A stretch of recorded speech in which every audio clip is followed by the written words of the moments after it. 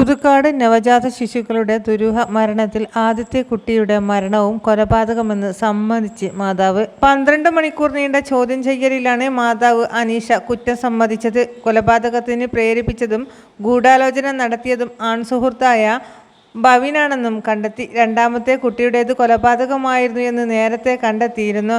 2 സംഭവങ്ങളും 2 കേസുകൾ രജിസ്റ്റർ ചെയ്തു.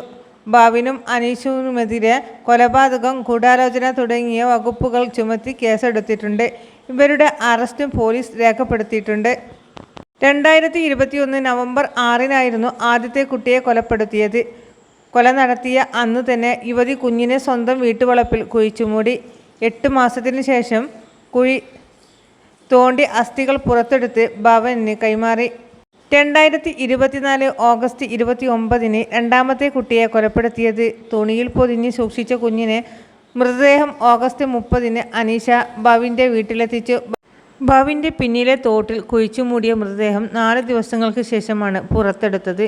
ഇന്നലെ രാത്രി 12:30-നാണ് ഭവിൻ അസ്ഥികളുമായി പോലീസ് സ്റ്റേഷനിൽ എത്തിയത്.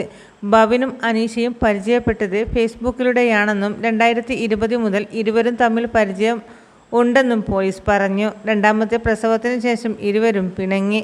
അനീഷ മറ്റൊരു ബന്ധത്തിലേക്ക് പോയാൽ ഇതിനെ എതിർക്കാനായാണ് അസ്ഥികൾ സൂക്ഷിച്ചിരുന്നത്. ഇന്നലെ രാത്രി അനീഷയെ വിളിച്ച് കിട്ടാതെയായതോടെ പ്രകോപിതനായ ഭവിൻ മദ്യപിച്ച് അസ്ഥികളുമായി പുതുക്കാട് പോലീസ് സ്റ്റേഷനിൽ എത്തിയിരുന്നു.